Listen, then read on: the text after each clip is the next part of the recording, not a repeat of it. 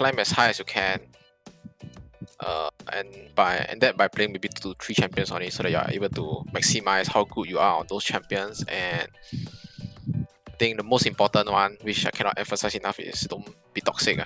Be friendly to everyone, because you don't know who is gonna be your new teammate and who's gonna be your team captain or whatever. So imagine there's this people realize that you're very good, but you're very toxic to him, and he realized that, oh shit, this guy is very toxic, scold my mother before, so he wouldn't want you anymore lah. So just be friendly, mute chat, play game, play well. Yeah, he think about himself. He's a very good. What the? Ano lang po, more grind po as a team. Yan lang po. I think it's quite different when we play even in ranked games and in scrims or even in tournaments. So it's always good to have experience in scrims first before even trying out on tournaments. Even though you are queuing a 5v5 ranked game, the complexion of the gameplay is totally different. So it's good to experience scrims before going on to the tournament level. Just join out. Yeah, just join. Yeah, just join only. Just try. Either you get or no vulgar, right? Either you get right or you just maybe make it to the semis or whatever. Just join for fun, no? I mean, it's free, what? For teams that are actually first starting out, I would say I'll give like advices like probably you can practice together as a 5-man rank at the start to get to know each other more and build up that synergy before you proceed on to playing like screens and etc. Like with my current team right now, how we start off is that before we proceeded to screens, we actually played 5-man rank to actually know what are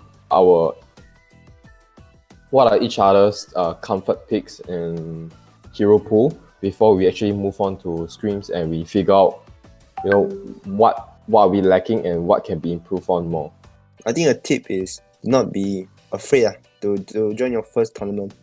I think everyone has to start somewhere, and it'll definitely be an eye opener for everyone that joins for the first time. Like for me back when I first joined, it was pretty intimidating because there's a lot of strong teams out there, and you know that you probably won't make it very far. But in the end, you just have to start somewhere. You just have to take a first step. If not, you'll never be able to enter the competitive scene for any kind of games, not just Wild Rift. Yeah, I think I'll just add on, like, for those that actually, those first time joining this type of tournament, I think I just feel like if they want to join, as long as they got an objective in mind, like what they want to achieve throughout this tournament, and when they get into the game, they know what to do, and like they have a plan, right? I'm pretty sure they'll do better, and they'll actually like pop off. That's what I feel. As long as they know what to do and have an objective, they most probably have a higher chance of winning also, even though they are first time and not really experienced in this type of competitive gameplay. It's true that, like, say, the team that you're playing with might not be your permanent team or whatever. Just if you guys are experiencing it all for the first time, like there are some players who, like, maybe after losing a tournament or losing it too badly, they have like some pride issues or whatever, and they will just stop playing. So it could matter like a lot to some people. So it's really very important to put in your all for the sake of the team winning, and not just say you yourself having the best KDA in the game and stuff like that. Yeah, and then not like everyone just like, okay, let me maintain my 0 deaths here, just give me a second, this is my first tournament, let me look good for my first tournament. And I think that's something that's gotta go, and you gotta really not play it like a ranked game where you're trying to get like MVP or you're trying to carry the whole game by yourself. Some tips would be like to communicate effectively with your team. Have one shot caller instead of having like 2 or 3, so that everybody can listen to that shot call, and then they get the objectives and then win the game. Right. So yeah, communication is really important to winning the game. I feel having someone who can draft your team composition is very, very important, because you don't want to have a draft whereby you are actually cancelling each other out.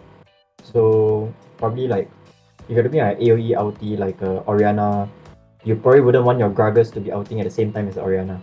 In the competitive scene, when 2 teams face off, it's very much a push and pull. So you need to understand when you have to give certain things up, when you can contest for it. And I think that is one of the most important things in the competitive scene right now, because all too often we see teams where they refuse to give up the first dragon, even though they could, because they are not ready for it, and as a result, that enables them to snowball further and further into the game. So that is something that I feel that teams should take note of, especially. Don't tilt. It's always a fresh experience entering a tournament for the first time, and I think the most important thing is to have a good mentality going into it. After all, if you tilt, then there's no way you can come back. Just focus on doing what you can do, and there's always hope. I agree that mental is something that can determine whether like a team will succeed or not. And if they are unable to maintain their like strong mental throughout the game, they will definitely like blow up and not be able to like succeed. Try your best and have fun. Yes, correct. Don't need to be scared of getting smashed by us. Yeah. So yeah, just have fun in the game. Yeah, because this game is very fun. So just play, even though we still smash you all, but then just have fun, okay?